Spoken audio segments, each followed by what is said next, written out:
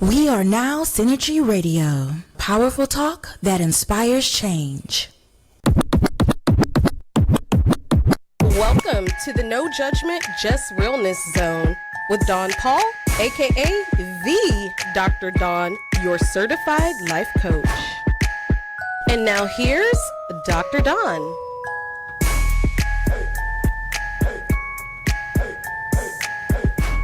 Hey everybody, happy Friday. You know who this is. This is your girl Dawn Paul, aka the Dr. Dawn. I love my music. It's so chilly outside. You know we're spoiled Houston. We saw a little snow. I saw everybody out there with their snow pictures.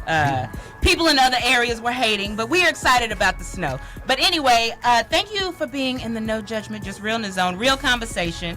Today we are talking black men and stereotypes, black men and judgments. It's going to be a very good show. You know we always bring you real talk here at Synergy Radio Network. But thank you all for listening on the airwaves on Houston 1480 AM. Thank you all who are listening through the app, on your mobile device at work, through your headphones. Don't get fired. Thank you all who are watching on Facebook Live. I will be reading your comments during the show. But if you want to call in, of course, you can always get in on the conversation. The number is on the screen. But today we are talking about black men and stereotypes. I am not a stereotype, I am a success. Or I am a success, I'm not a stereotype. Right? So I have to introduce these amazing brothers. First is Larry. He's no stranger to the Dr. Dawn radio show. How are you, Larry? I'm doing great, Dr. Dawn. Always good to see you. Absolutely. And let me give a special, I have to do things in a certain way. Larry W. Brooks, a.k.a. Texas Real Estate King, best-selling author, hold up the book. I sure will. An entrepreneur. Look at how good we look in the studio. I like that. But next, I have been on his show, so of course I had to extend the same courtesy. Gary Teeley, founder and general manager of the Sphere Network, LLC. How are you? Good morning. Good morning. Thank you so much for having me on, Dr. Dawn. I appreciate the love. Absolutely. Yeah, that's what we do. I always, you give me love, Dr. Dawn gives you love back. That's and right. Even if you don't, I forgive you and I pray for you. But last but not least, we have the real honey. There are a lot of imitations, but this is the real KB, founder and general manager. I'm sorry, I was reading the other one. The real KB, public speaker and radio host of The Pursuit of Purpose here at Synergy Radio Network. How are you, KB? God bless you, Dr. Dawn. Thank you for letting me be here today. He said I'm the real KB. There are other imitations, but he said I'm the real thing. Wasn't with me. We ain't got no big K. This ain't no big K. No off brand. He said I am the real thing. So if you do want to get in on the conversation, the number is on the screen. Thank you guys. Thank you, Oscar, for joining. And I will be sharing in a minute. But before we start, I have to say that I did get some comments because I always share the flyers and promote. Yeah.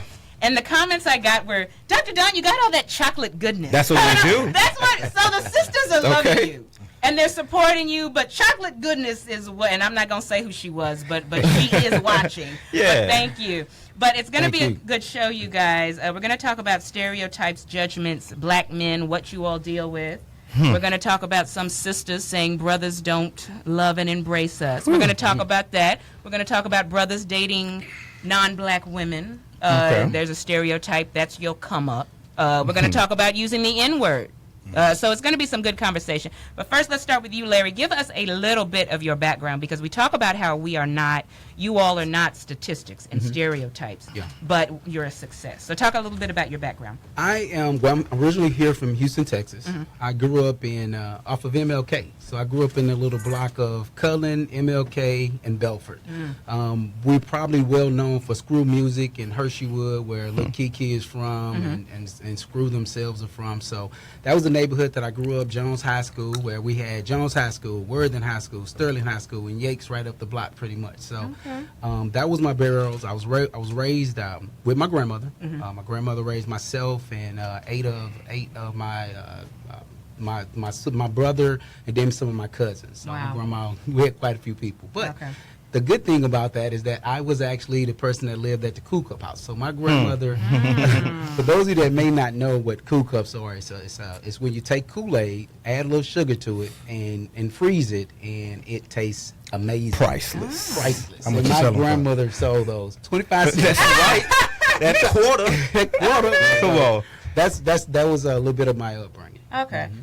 your father wasn't in your life. No. You could have been a statistic. Black man raised by his grandmother. You know what they say about that. Not going to make it. Grew up in Third Ward. So we'll, again, and now a success. Right. Gary, tell us a little bit about your So I was down the street from Larry. I grew up in South Park off of MLK and South Lee. Yeah. I was blessed to have both my parents in my life. They're still together. Shout out to Mr. and Mrs. Lee. They're awesome. Going on 40 years of marriage. Wow. So it's been great. I had my grandmother at the time who stayed with us, and went to Kelso, Hartman, Jones, and parents, they quote unquote moved to Missouri City. So I ended up finishing up exactly right. So I finished up at Willow Ridge, which was fine and great. Left there, went to college out of state, came back to college in state. And, just continuing to grind, continuing to break stereotypes, to continue to dissolve the myths that they talk about African Americans. That's been my mission, while still following my own passions, dreams, desires, and aspirations. Yeah. Wow. Tell us, and again, MLK, we all know what people say about MLK. You grew up on MLK. It's nothing but negativity, so that's why I wanted to do this show. Tell us a little bit about your background, the real KB. Okay, so if you listen to my show, I'll go over it again. Yeah. But I definitely grew up between San Diego and Houston. My mother's from Houston. She grew up in the Forestbrook area out there on the city gas side. My father from San Diego. So, I had both sides of the working middle class family. It wasn't strange to have 2 and 3 jobs at one particular time, as my parents raised me and my brother from my mom, and then my sister from my dad's first marriage. So it was like a well-blended family. We went through all of the ups and downs like any other typical black family would typically go through. There's times where we had lights off and lights was on and we was living good and then we was living bad. Just ups and downs that most typical black people go through. My father was a pastor. I grew up in being a PK, and that was just stereotypes on its own. Unnecessary until I started getting to the calling and started operating myself, and then I understand it a little bit more. But it's a great burden place, and it's good to see how my father handled that, because the way he was raised and the way his father was terrible. So it was like he did everything to reverse whatever was trying to happen with him. So I had a great example of the good and the bad, the pretty and the ugly on both sides. And my dad made sure that he beat every stereotype if it was to be a sorry black man. My dad does have a stepfather who that's who I consider my grandfather, because my biological grandfather, I haven't seen him in the last 7 or 8 years. But he'll tell you every time you see you, I love you. You know, that kind of stuff. So hearing how my dad grew up and hearing how my mother grew up, and they made sure that they brought us up and to know it was no such thing as laziness. There was no such thing as procrastination. My mother always said that I'm not raising any trifling boys. And she made sure that we worked and we went to school, and everything you ever got, you had to work your tail off for. Yeah. So that was pretty much some of the upbringing until joining the military, and I got to see that side of the world and travel and do that kind of stuff and see culture and how most people are raised on different sides of the water. And then outside of that, starting my business and my company and going from there. So just trying to beat that stereotype is almost an everyday struggle, no matter if you have money or not. You're always going to be with that. I think so. Good morning, Gabrielle Gafford. Hey, girl. Thank you, Denise. Thank you for the likes. And I wanted them to tell their story, because you have to know where people come from. You have to, and even if they came from a 2-parent household, grew up in River Oaks, it doesn't matter. The odds, you still have difficulties you have to face. But I want to know, what are insecurities as a black man that you deal with? Let's start with you, Larry. Do you have any insecurities as a black man that you deal with? The one thing is in my industry, and I've adjusted to it because I've been in real estate over 16 years now, but I remember being in my industry, and we can go to an event that has 400 people, and I would be one of 2 African-American males there, and 10 total African-American people there. So one of the things that I guess that my comfort zone, the fear that I had to get over, is feeling like I could not compete. Right? The thing is, I was blessed enough to be able to compete on the athletic level for years, 17 years of my life. And so what I learned from that is that not only can I compete in that arena, but even in this professional life, once you get it going and you understand it, I can compete as well. So as far as fear right now, I think that I found a way to be a part of just about everything, to get through some of those things that may used to, I would say, that I did have fear of. Okay. I mean, and that's real. Gary, and then real KB, So, insecurities.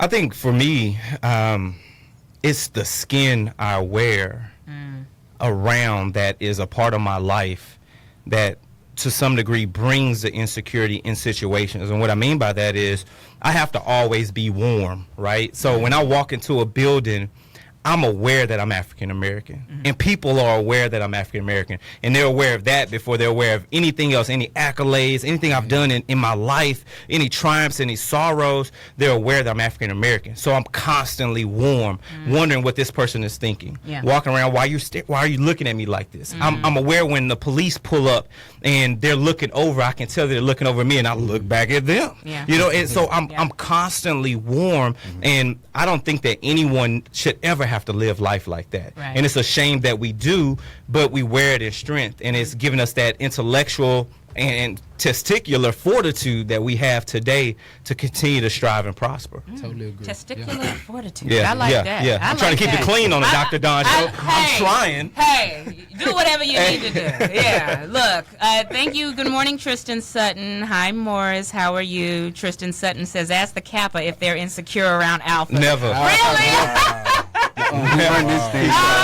Tristan Sutton. Such a shame. Tristan is crazy. Real KB, what are insecurities What's up, you deal Tristan, with? man? I see you shouting out, man. He's Such a a hilarious guy. Oh, God. My insecurity is kind of much like my brother to my right, but it's not just for the color. It's the fact that it's people's perception because they know I'm my color. I don't necessarily have to be aware of my color because I grew up with it. Yeah. So typically people's perception of me, I mean, perception is 9/10 of the law. People perceive something to be, chances are to them that's what it is, even though it may not be factual. Yeah. So not only do you am I insecure, I'm growing up with insecurities of wearing it, but being watched for it but unnecessarily. Because you can walk into a store, you can walk anywhere with a white man, a Chinese man, and somebody and a white man, and they're going to always keep the camera on you to see what you're doing. So it was unfair.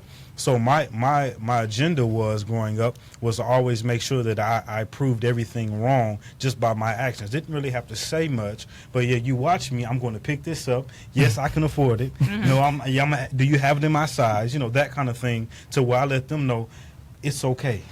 Because most people, when they watch TV or they watch the news, they always think that we're out to do something. Yes. No, I'm just out to be great. Exactly. If you'll let me. That's right. You know, and if you don't let me, that's fine. I'm still going to do it because I don't need your permission in the first Talk place. about it. So my insecurity was just watching the color of my skin as well as where I'm going, how I carry myself, and how I necessarily talk to people as well, because communication is always everything. I like that. Good stuff. Just the first segment. Look at all this chocolate goodness we got doing going it. on in the studio. We got to pay some bills, y'all. We'll be right back. Dr. Don Radio Show.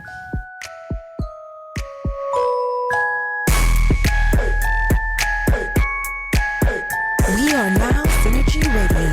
Powerful talk that inspires change. A judge in Houston has denied an emergency request for relief funds by 3 Texas churches that were damaged during Hurricane Harvey. With the news flash, I'm Trey Westerberg on Synergy Radio Network. The churches are suing the federal government over how it offers disaster aid to houses of worship. The churches allege religious discrimination, arguing the government denies them equal access to relief grants. Frigid temperatures behind a cold front combined with moisture off the Gulf of Mexico have combined for a rare snowfall in many parts of South and Southeast Texas. The National Weather Service reports snow from San Antonio to East Texas. A former priest has been found guilty of murder in the 1960 killing of a South Texas teacher and one-time beauty queen. A Hidalgo County jury deliberated 6.5 hours after hearing 5 days of deliberations before returning its verdict in the murder trial of 85-year-old John Fite. With the news flash, I'm Trey Westerberg on Synergy Radio Network.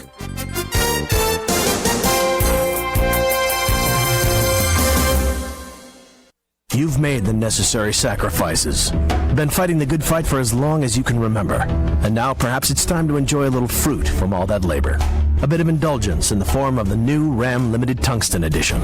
Real wood trim, tungsten chrome accents, and an advanced technology touchscreen, all surrounded by a highly capable, hard-working truck that'll never let you forget what it took to get here. The new Ram Limited Tungsten, the most luxurious Ram truck ever. Ram is a registered trademark of FCA US LLC. I'm back. That little voice inside your head. While you're out getting gifts, don't forget you or your office. Because now at Office Depot Office Max, you can save 20% on regular priced office supplies, furniture, and more. Get your 20% coupon at OfficeDepot.com/radio or mention this ad in store. A gift for them, a gift for you. Taking care of business. Offer ends 12/9. Excludes tech, coffee, appliances, ink, and toner. See coupon for details. This is Tiffany A. Washington, host of the Business Breakfast Talk Show, and you're listening to Synergy Radio Network, where it all comes together.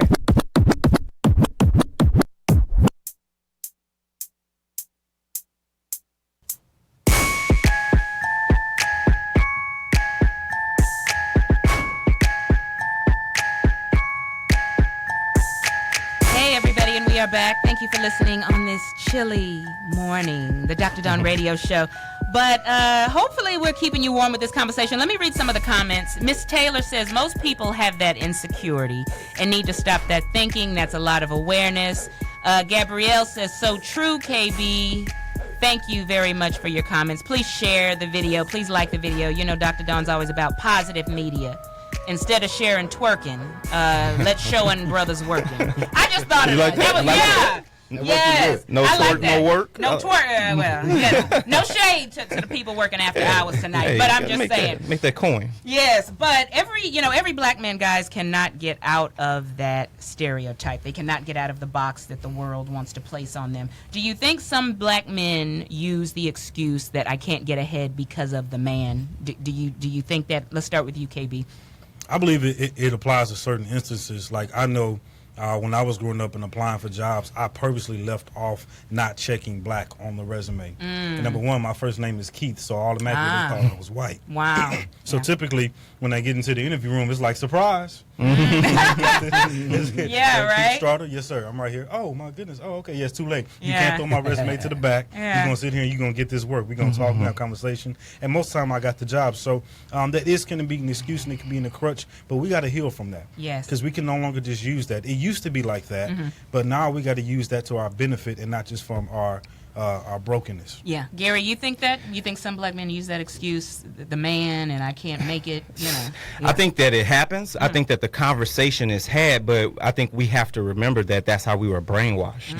You know what I'm saying? We're talking 400 years of brainwashing that's still going on, and at some point, you ain't got to chain the person, just make them think that the chain exists, and they will continue to that stereotype will continue to perpetuate and continue to grow within their own community. So it happens, but it happens because no one has said, hey, you can do it alone. Hey, you're not, bearing it or put in a situation where you can't succeed or thrive because someone is keeping you from doing that. We've made our own lanes. We've done it. We've built Black Wall Streets. We've had these locations that were prosperous and things were growing. So I know that it happens, but it doesn't need to. Right. I agree. And you, Larry, when people say, man, I can't get in the real estate game, they're not going to give me an opportunity. I know you've heard it. All the time. And the thing is, I agree with with these two guys. Everything they said is exactly what we go through and what people use as an excuse. Even when it comes to real estate, a lot of times you're not seeing or you're feeling like you can't get ahead because you're not seeing us. You're not seeing us doing anything. So I think that a large amount of it is people not being in the right situations in order to see someone being successful. Yeah. When I talk to kids when I go to speak with the kids, I always let them know that when I was a kid, no one came and talked to me about real estate. I didn't even realize that real estate was a career that you can immediately go into at age 18. So for myself, I like to try to push that out there. And even through social media, I'm always trying to find a way to let people know that we can do this. Exactly. So, yeah. And I think even if you don't see your color, your race represented, then get in there and make history. Yeah. Don't wait on somebody else. You be the history maker. You get in there and start it. Yeah. Wherever you see there's a need, start it. Don't wait on somebody else. You can. Yeah. Yep. But let's talk about the N-word. Gabrielle says what looking up, Gabby? sharp. Gabrielle says looking sharp. Hey, I see you, boo. We see you. Good morning, Denise. Good morning, Gerald Thompson. He says great topic. Andre Gafford says amen of the Cryo Company. Love them. And Dre, what up? Now we got to talk about this word. Dr. Don doesn't say the N-word. Really? But I'm going to say ninja. But so is it not allowed on the Dr. Don show? It's no judgment, just realness. Okay. What do y'all think about? What do y'all think about brothers referring to each other as Dr. Don says ninja, the N-word? Start with you, Gary. Obviously, you you ready. sure? I mean, I mean, it's no judgment. You Whatever sure? you want to, yes. All right, because I don't, I want to be invited back. No, you will. I don't say you have, but I'm saying. I mean, because I don't have an issue using the N word, and if I could use it on your show to make emphasis, but I don't need to. But I don't have an issue saying it. I've called, and I use it as a point of reference. And I think that it's one of those words like a Samuel Jackson using the MF word. It can mean so many different things depending on where you place it. It could be an adjective, a verb, but now it could be a person, place, a thing. Like it could be that. And obviously, people have said we've taken that word back and we utilize it as a term of endearment. And we've heard these things. Whether we do that or not, I think it's one of those situations where I will never put myself in a situation to use the B word in regards to a woman, whereas women can call themselves that. That's fine. I have no issues with it. So I look at the N word with the same thing. We, as African Americans, may utilize that, but I dare another ethnicity to use that in regards to me. Okay. That's exactly how I feel. Okay. And you know what? It is no judgment, just realness. Dr. Don always wants you to keep it real. You ain't got to come on the show. I'm not asking you to come on here to agree with me. I just now sometime I will use the real thing. This ninja done stood me up. So I'm gonna keep it real. This ninja must be crazy. Ninja, please. Ninja, you stood Dr. Don. Sometime RJ knows, but That's my ninja. That's my yeah. But anyway, what do you think, real KB? I think that it's a time and a place for everything. If you have the opportunity to use it in a point to where it won't get your head blown off, anything like that, then I say, to each his own. It's not necessary for me. I have a problem with cussing more than I use the N word, but that comes through military because they cussed at you for 8-9 years. So then, you say it so frequently, it's like, man, hold on, am I still using this thing? Like, that's different. But I've been called it before from Caucasian people, and I have to look at them like, give them the black look, like, look, say it again, I dare you. Like, oh, I apologize, I'm so sorry. But people are comfortable with that. They are. And so if they get comfortable around you, they will use it, especially for people of that's not of color. They'll definitely use it. They feel like it's a comfort zone. But like I said, there's a time and a place for anything and everything. So if you're going to use it, you made to make sure you use it in the right context, the right culture. Yes. Because if not, we don't have to carry you. Yeah, but sometimes we're so comfortable with it, and I have seen situations where black people have been so cool with these white people who are in the crowd, and they just cool with letting them call. So again, it's to each their own. Larry, what about you? I agree with these guys. I think that it's based on the contents of it, and I'm okay with it as well. No one outside of my race is allowed to use it towards me, and it can't come at me in a negative. You can't send it to me in a negative vibe. Yeah. Like, it's one thing, like, that's my ninja, like kind of like the way that we're using it. And I think that you find a soft place in there for it. And as much like Gary said, I would never find myself in a situation where I'm using the B word, although women can comfortably use it. It's kind of along those same lines. Well, Dr. Don don't refer to other women as bees. Look at you, Dr. Don. But at you there being has a been a shining couple words. example. There has been. Well, hold on. Shining. There has been a couple. She did what? Yeah, and I Come almost on. had to take my earrings off a couple times. But anyway, I try to keep it classy. But sometimes it is what it is. Ninjas But be tripping. speaking of women, we have to go to the next topic, which is I have had conversations with black women before saying brothers don't embrace us. They don't love us. We see these stereotypes of black men who are dating non-black women or who are with non-black women because there's a stereotype that is your come-up, or certain shades of black women Come down. are your come-up. Let's start with you, Larry. What do you think about that? My thought, I love my black women, and I show them mad love anytime I have an opportunity. And then here's how I look at that stereotype that, when a brother gets on, he goes into a different directions. And so I think that the way that I look at it, or experiences that I've seen or been a part of, is always either that brother was always a part of that culture anyway, so he was already dating outside of his race before that, or even when it moved into a further direction, it wasn't that he disliked our sisters. I mean, she might have just had the right time, the right day, and she said all the right things in order to tie him in. So I don't see it being, where I've had a friend of mine. She would always say, you know, brothers go to the other culture because it's just like getting back at the man. Like, hey, I got his daughter. You know, so I've had friends say it like that, and I don't personally look at it that way, but. Okay, so it doesn't make a brother any less black if he dates a white woman and he's in love with her. Now, if you fall in love with a white woman, a non-black woman, it is what it is. Is he any less black? So, some brothers have said, people look at me like I'm a sellout, and I just fell in love with this woman, Dr. Don. What do y'all think about that? The real case. Oh, you got it, Gary? You got it? Okay, yeah. I think the key word on all of that is love. If you're going to do it right. Yeah. It doesn't matter the skin tone, the shade. I've dated outside my race before, and there's plenty of people that I can see where the connection comes in at. Would I like to see more black love exist and protrude? Because I feel like we've fallen away from that through the generations. Absolutely. Do we have great examples? Yes, we do. We have your Barack Obamas. You have, I was going to say Bill. And Bill Clinton? Bill and Camille Cosby. Oh, Bill and Camille. I mean, you have it. Hey, you got people in your heritage that have made it through, so it's not impossible to do. I just think if you're going to do it right, and make sure it's done in love and nothing else. Don't just look at the color. Just make sure that the love is there in every sense of the word. Don't just love them because it's what you feel, because love is not a feeling; it's an action word. So you have to make sure you love in that context. But I would prefer, me personally, to marry a black woman, not to prove anything, but to love her wholeheartedly. Because I want her to love me as if she was a white woman or if I was a white man. Yeah. 100. I just want the love. Yeah. Thank you all for the comment. They say great topic. And let's, Gary, I want to pose this question to you, and I'm going to start with you. What do you all need from black women? So, what do you all need from us? Loyalty. Okay. Wow. Security. Comfort. Passion. True desire. The ability to uplift. The ability to hold and wither the storm. Because they will come.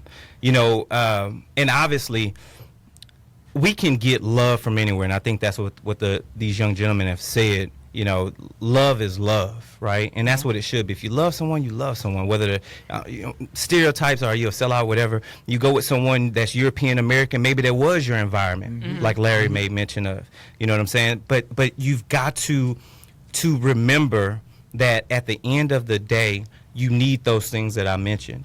And if you are going to strive in this world, then I think that you can benefit the culture as a whole when you come across, as KB mentioned, as that strong African American unit. That unity is there, but those core principles need to exist. That love, that passion, that desire, those things have to be there. That work ethic, that mindset that says I want to take this to the next level. Because if it's not there, then it doesn't matter the color of skin, it doesn't matter the amount of melanin you have. Nothing will exist. Everything will fall to the wayside. Miss Taylor says no, he's not less black. So, and this is from a sister. So, thank you for your comment. I think that's very true. And I hope y'all put that in your phone, ladies. What he was saying, I ask it for a reason, but the brothers do love us and the chocolate goodness. We love the chocolate goodness and of all shades. We'll be right back. We got to pay some more bills. Dr. Don Radio Show.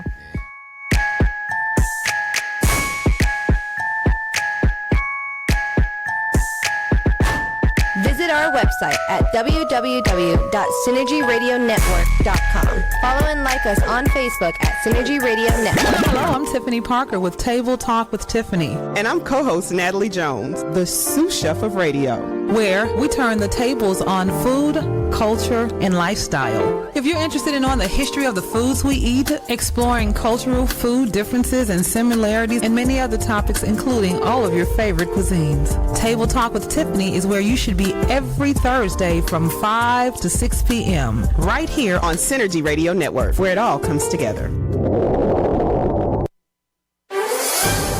Do you wish you had the power to help your daughter or granddaughter be more joyful, healthy, and confident? To give her something that will help her believe in herself and know she can accomplish anything she sets her mind to? Well, you do have that power. At Girls on the Run, we inspire thousands of girls in 3rd through 8th grade to become happier, healthier, and more confident using fun running activities. Want to see what we're about? Come to our celebratory 5K on December 9th at 8 a.m. at the University of Houston. Register online at www.gotrgreaterhouston.org. Join us as a participant or volunteer as we cheer on our girls at the finish line.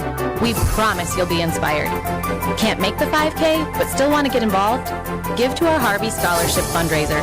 You can do that at www.gotrgreaterhouston.org/donate. Girls on the Run changes lives. Hey, it's Tasha Evans, and I'm a champion of Real Excellence. And you can become a champion of Real Excellence by joining the Core United. The Core meets you where you are. Our members grow their sphere of influence, develop professionally, and they gain access to the Core United members worldwide. The Core believes in the mastery of 4 core principles that embody whole person development. Those 4 principles are Christ, family, career, and legacy. Champion your life today and expand your sphere of influence tomorrow. Register at thecoreunited.com. Hi, this is Bo Porter. Join the Core United today and be a champion of real excellence.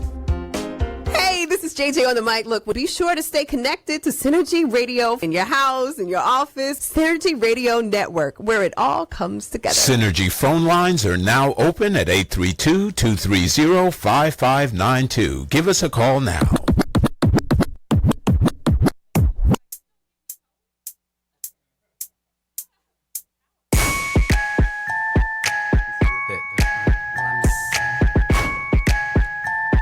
All right, everybody, and we are back, Dr. Dawn Radio Show, where it is no judgment, just realness. And let me read Miss Diana's comment. Thank you, Diana. She says, I prefer black love wholeheartedly, but I have no problem with interracial marriages. To each his own. Thank you. Thank you very much for the comments. And thank you, Liera Parsons Henderson, for joining. Thank you all for watching and listening through the airwaves. Let's talk about the recent post. It was going around yesterday like crazy. A lot of my sisters posted about how Good Morning America had this post because Prince Harry is now engaged to an African-American woman, and how that gives us hope. That's giving black women hope. Didn't give Dr. Dawn hope. But anyway, to each their own. Larry, you first. I don't get it. Yeah, I don't get it either. But again, look where it came from. The source came from Good Morning America, which is a non-black media outlet. But it didn't give Dr. Dawn hope. Yeah. I mean, it almost seemed like it was just a jug at our culture a little bit. Like that makes it like that makes things better for moving forward with it. Like now, ladies, look, the black men don't want you, so there's a white man that's going. That's how I kind of took it. That the brothers don't want you, so there's hope. You can get a white man. This is what I told somebody yesterday. I was talking relationships for my Think About It Thursday. I said, if you want a black man, you pray to God for a black man, and he'll bring you one. Don't believe these statistics that black women outnumber black men, and you're not going to get a black man. If you want a black man, get a black man. Yeah, Gary, you. I mean, hey, if y'all can't tell by now where I stand, I'm not about that. I mean, people always have something to say, but it has no dexterity. It has no grit to it. There's no handouts being given here. I mean, and what we said earlier, love is love. Am I right, KB? This is just what it is. Right. So if he's in love with her and she's in love with him, it doesn't matter the color of the skin. It could be the acts of service, like Larry and I talked about off mic. It could be the gift giving. It could be any love language that sits in their hearts that brought them together. But it's not a come up. And who is Good Morning America? What America y'all good morning to? Because I mean, let's have that conversation. Tanise Polk, she says, and thank you, Tanise. She said nobody can understand the struggles that a black man carries better than the black woman. Just my thoughts. Do you agree, KB? Wow, yes or no? Absolutely, I agree. Yeah.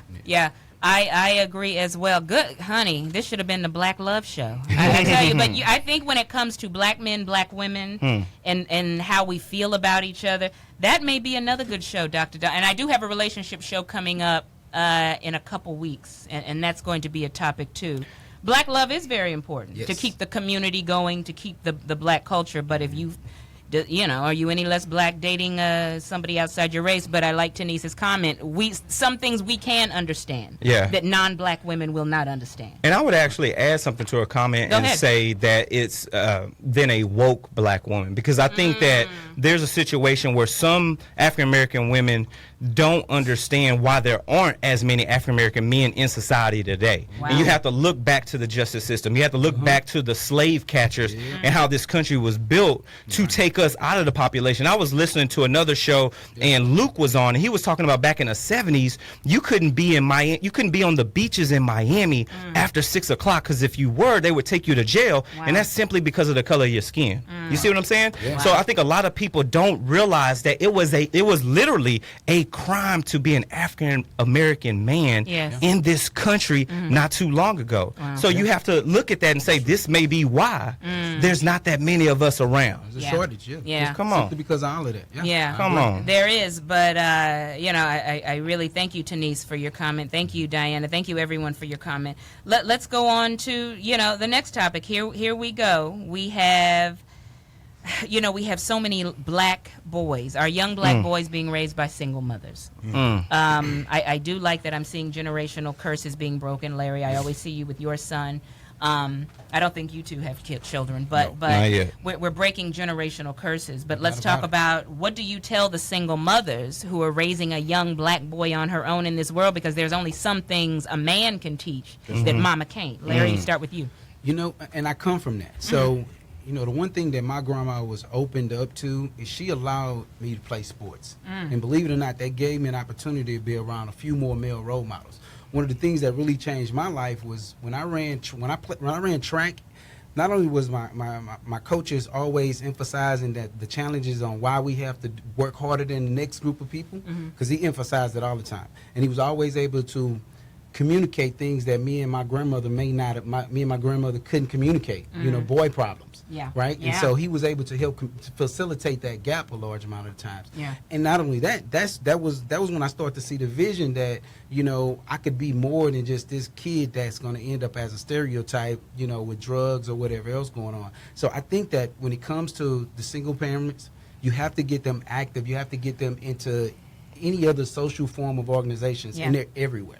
Right, we have to, because that's where they're going to find other peers that maybe have the same things going on. Because I wasn't the only kid growing up that didn't have his father or his mom in the household. I had friends that had that same situation. And then I was lucky enough to have friends that did have both parents inside of their home. So I was able to see, so that's how Mr. Romar lives, and that's how Mrs. Romar treats each other. So that was visions that I had. And then so for me, I think that's ideal. What do you tell that but both of you all had your parents, but I wanted to pose that to Larry. But the next question I had, what do you, and I'm going to start with you, Real KB, what do you wish that black men would do more of? To not only show our younger black men how to be an example of a man, but be more present in knowing that they're not by themselves. Because most black boys that grew up are the first man they've ever seen. So they don't really necessarily know exactly what to do, what roles to take. Because if you're raised by a mother, if you're raised by a woman, she can only do so much. The system was never created. When I say the system, I mean black man, black woman, mother, father. It was never created to raise a child by yourself. There are some things that a man can teach, that a woman can teach the exact same thing, but a man can say the exact same thing, and it clicks for us more than would ever click for a woman. You could tell me to do these things, I'm like, but I hear the estrogen in your voice versus the testosterone. Speak on it. That is important. So if you ever do that, you have to make sure that you're being more authoritative in the fact that you're a positive role model, that you're a positive person they can look up to and do positive things. Not only that, show them. Because we have to be seen. If we're not being taught anything, because half the time you learn is because you see.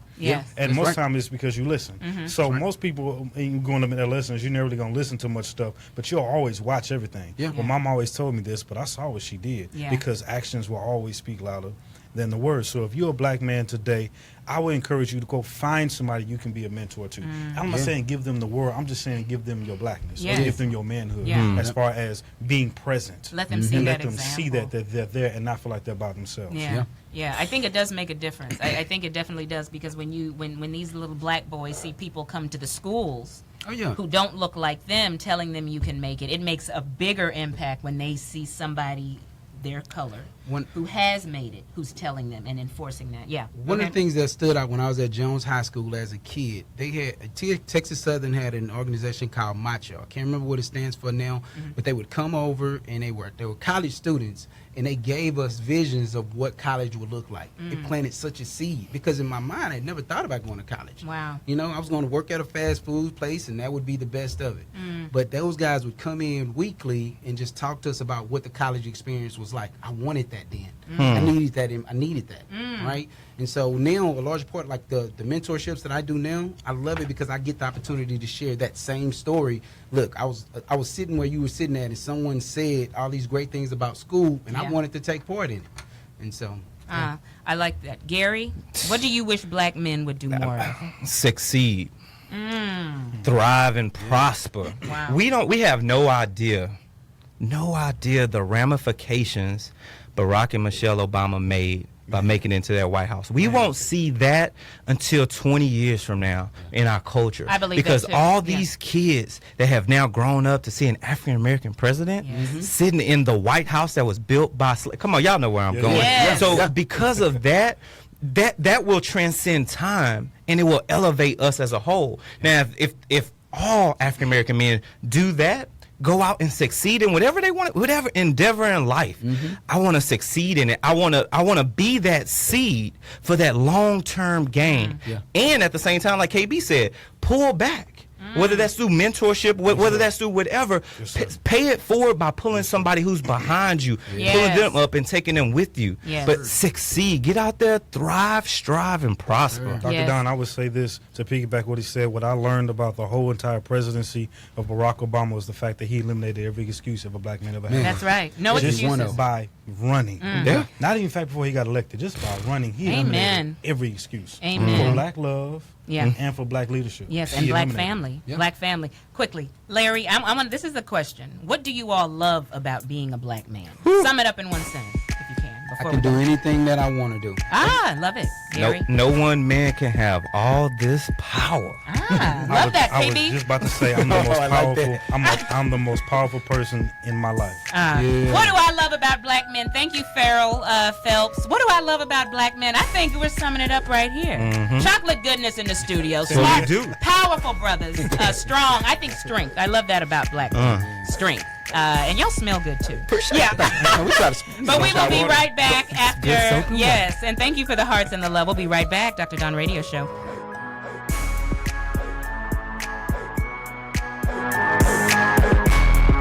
This is Chauncey Glover from ABC 13. Be sure to stay connected in your house, in your office, or even in your car by tuning into the Synergy Radio Network, where it all comes together. All of us start out in life searching for purpose. For some, it comes early in life. For others, it takes a lifetime. If you were given a roadmap that helped you navigate through all of the distractions and allowed you to connect with why you are here, would you pursue that course with all of the passion that it deserves? Well, then I invite you to join me, KB, for the new show, The Pursuit of Purpose. Each week, we will talk to thought leaders, athletes, and business professionals that will help us drill down to our purpose. As a national motivational speaker, I have traveled the country helping people to unlock those hidden chambers that hold the key to their happiness. Join me on The Pursuit of Purpose with KB, helping you to unleash your full potential. Tune in every Tuesday, 12 to 2 p.m. for The Pursuit of Purpose with KB, here on Synergy Radio Network, where it all comes together. Whatever you think you know about relationships, forget about it. We're about to blow all of that right out of the water. We're going to be talking to real people, unscripted, and having real conversations about relationships. Wait, who the hell are you? Baby, you about to find out. I'm Mish, relationship blogger and author, and together with my friends, we're going to touch on everything from pop culture to love, hate, and everything in between.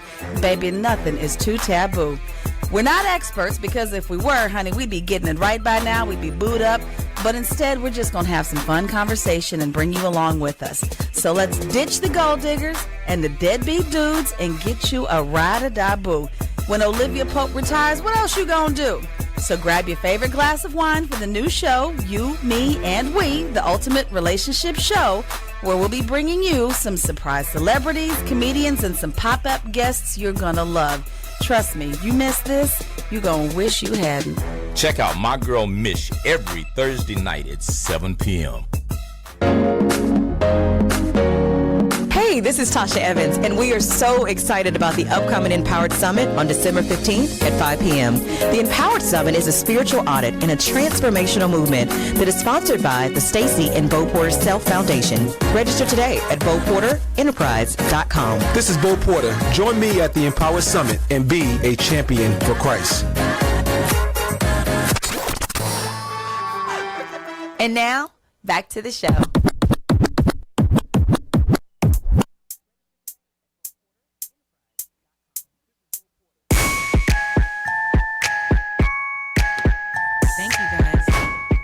All right, we are back. And we are back, Dr. Dawn Radio Show. This is the last segment. I'm so sad. I'm almost going to cry. I don't know. I could keep y'all around all day. This is really good conversation. Thank you, Farrell Phelps, who is a celebrity photographer. This brother says good show. Thank you so much for the support, guys.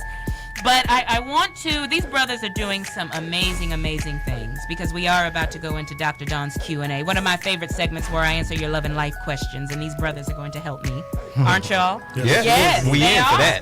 They are. And I don't know if she's white or black, but either way, we'll help you, sister. It doesn't matter. But, Larry, first I want you to talk about what you do. Larry is a best-selling author. He's the Texas real estate king. Tell us a little bit about your company, your book, and give us your website. I have been in real estate over 16 years, have a company. We have about 50 agents throughout the city of Houston, Brooks & Davis real estate firm. I have a book, Empowering Quotes for the Entrepreneur in You. Yes. You can find anything and everything about me at www.larrywbrooks.com.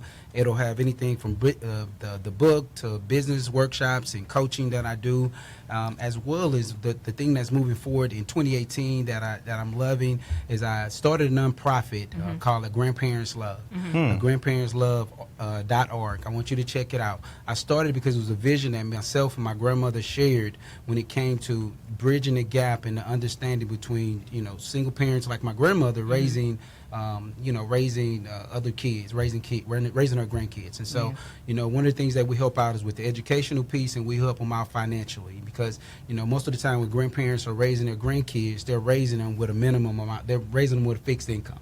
So we're trying to bridge that gap. So Larry W. Brooks, Brooks & Davis Real Estate Firm. I do mentorship when it comes to I'm a member of Cap Avocide, 100. We got we love doing mentorship. So if there's a single parent out there that needs assistance and wants us to come out and help out with your boys, or even your girls, we have great conversations. So let me know. I'd love to be a part of that. And he's holding up the book. Yeah. You know the picture. Where's the other one that's like that? I like that. I like all of them. Gary, tell us about, he owns the Sphere Network, LLC. Dr. Dawn has been a guest there, but tell us a little bit about that, Gary. Absolutely. It started with a problem solution. I got tired of seeing how African Americans were depicted in the media. Like that really bothered me. It bothered me to see us doing great things, my colleagues, my friends. But when I watch the news or I'm putting on the cable show, I'm always shown an image of us in a not so positive light. And I said, that's not my people. That's not the people. I know more Barack and Michelle Obamas than I know Kiki and Pookie on the corner, even though I grew up in the hood. Like a lot of us from the hood, we made it. You know what I'm saying? So I said, you know what, we could do something better. So I got with some colleagues and said, you know what, let's put out great content about your passions, things that y'all are in love with. So I got with an engineer. We built a show called Technocrats. I got with some lawyers. We built a show called Injustice. I got with some physicians. We built a show called Docs. We've got 14 different podcasts on our network. And here's the beauty of that. We're doing this out of the library in my home. Y'all have been there. Y'all have been in my house kicking it. 20 to 40 people each and every week will get you through that, KB. We'll make that happen. Awesome. Coming through the crib every day, and people were saying, gee, we want our own show. We love what you do. You're pushing forward the quote-unquote black excellence.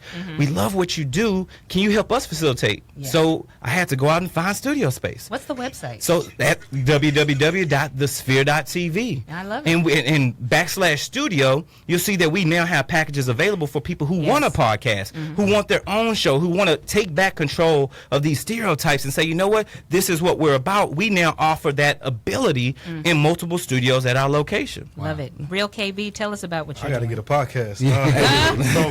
It's simple. I'm very simple. I found my purpose. And so once I did that, I decided to, create a company that will help people do that as well. So I launched the Live Better Foundation. And that's exactly what the title says, to help people live better. Essentially what it is the Walmart of hope. Meaning anything you need, any connections that you need to have, anything you want to make, we can help you get the school, education, finances, doctors, lawyers, counselors, things like that. We have the platform to make sure that you get the hope that you need in your life. So I did that, and that launched the avenue for me to be a motivational speaker, life relationship coach, teacher, and I'm also a licensed minister. So all I do is preach, teach, and speak to God. What's the website? Tell us the website. www.realkb.org. realkb.org. I love that. I love that. All this power in the room. All this power. Woo. And Dr. Don got a question today from Sanja from Texas. If you want to send Dr. Don your question, continue to do so at thedrdawn@gmail.com. I will read it on the air. This is a good one. She says, Dr. Don, this is Sanja from Texas. She has a friend who's getting married, but she does not support their marriage. The fiance is just not right. There's no physical abuse, but it is toxic. How do I get through to her, Dr. Don? Quickly, Larry. Quickly. What do you tell us, sister? She doesn't like the fiance her friend is marrying. Stay out of it. Yeah. Yeah. Well, Gary? KB, quickly. It's a hard conversation. Yeah. Not for me. I'm about to give it. Yeah. If the love language is there within their bond, it's their bond. Anyone else outside that circle, to some degree, is irrelevant to that circle. Yes. Honesty is always the best policy. The one thing you can never do is just be honest and upfront from the beginning. And that way, if it doesn't work, you can't say that nobody told me. Yeah. And I agree with that. Dr. Don says, let me tell you something. This is what you have to understand. You always have to come to people in love. That's why my tagline is no judgment, just realness. Okay? But let me say this. Just because there is no physical abuse does not mean the relationship cannot be toxic. There is toxic relationships that does not involve physical abuse. But you cannot make people do what you want them to do. It doesn't matter. As long as you tell her in love your concerns, it is up to her, like they say in the church. She accepts it or she rejects it. But as long as you've said it, your conscience is clear. People are in toxic relationships because of it's a generational curse. That's all they know, self-esteem issues. But you come to her in love and you say it, and really you gotta pray over it and let God make the final decision. Let God handle it. But Dr. Don's Daily Dose today we talked about stereotypes and we talked about statistics. But I have to say this. This is not just for my brothers, not just for people of color. This is for anybody. Okay? I don't care what the statistics say. Some of these statistics are biased and there's a hidden agenda behind it. And that's a little plug I had to make there. But I don't care what people say you are. Who do you say you are? It doesn't matter what the world says you are, who people say you are. Maybe people in your own family who are telling you you're not going to make it. You are whoever you say you are. If you decide to be great, you can be great. Being great is a choice. It's not an option. That's just Dr. Don's opinion. Being great, and if these brothers have not shown you that being great is not an option, it is a choice, I don't know what else to tell you. I hope today's show motivated you. That is what this thing is about, guys. It doesn't matter what anybody says you are. You be who you say you are. You decide today. I just have to thank Larry W. Brooks, best-selling author. Dr. Don has her copy of the book. Thank you, Gary T. Lee. And the T stands for Tell It Like It Is. The Real KB, thank you, darling. Absolutely. Yes, and any final words, guys? We have a couple of minutes on what you want to say about today's show. Today's show was awesome. I'm a generation curse breaker. First person in my family to go to a 4-year university, graduate, start a business, travel. That's what I love to do. It's doable. Yes. Same here. Literally, those same accolades are the same in my family. First to go to college, first to travel internationally, first to build a business, build multiple businesses. My father was a business owner, and that's why I got the knowledge from the IT side. So I've owned an IT company for the last 15 years. I don't really talk a lot about it, but because I've got so many irons in the fire. But just continue to strive, like I said earlier. For anybody that's watching us right now, you're on this Facebook Live, you listen to the sound of our voice across Synergy Radio, continue to strive and prosper. Continue to get out there and put in that work ethic. And then remember that everything you do is for someone else. Think legacy. Stop thinking about today, but start thinking about tomorrow. It's all about legacy. I love that. I got chills. I'm getting chills. Hope Fruit says, God says you are great. Amen. Damon says, cool show. Tanise says, great show. God bless you all. KB, quickly. I always say the best thing you can ever do is be yourself. I love that. Don't Be worry about authentic. anybody else. Don't Just be be fake. yourself. Real rap. Don't believe that black people don't support each other. We That do. crab in a bucket mentality, or barrel mentality, whatever it is. We all support. We really do support each other. Yep. I am blessed to know some amazing, amazing people. I'm blessed to know you all. And I'm thankful you're here. Thank you, RJ, Yeah. who's my engineer, who RJ. always holds RJ. it down for He did. Synergy In the Radio building. Network. I like Andre Gafford says, nobody built like us. We define ourselves. Be good, folks. Love that. God bless you all. God bless you. Thank you to our advertisers, sponsors. Make sure you're following Dr. Dawn on all social media platforms at the THEDRDAWN. I put the "the" in front of it. There's a lot of Dr. Dawns, but I am me. So have a good weekend, everybody. Stay warm. God bless you.